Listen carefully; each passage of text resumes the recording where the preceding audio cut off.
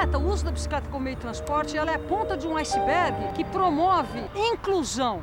O motorista ainda não está acostumado com a vivência com o ciclista.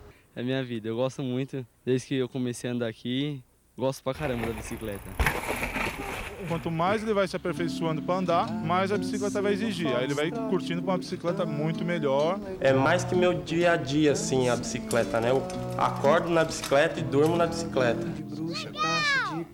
A bicicleta tem sérias vantagens, até 8, 10 quilômetros, você consegue fazer tempos muito melhores do que o automóvel ou ônibus. Eu rodo atualmente de 20 a 25 mil quilômetros no ano.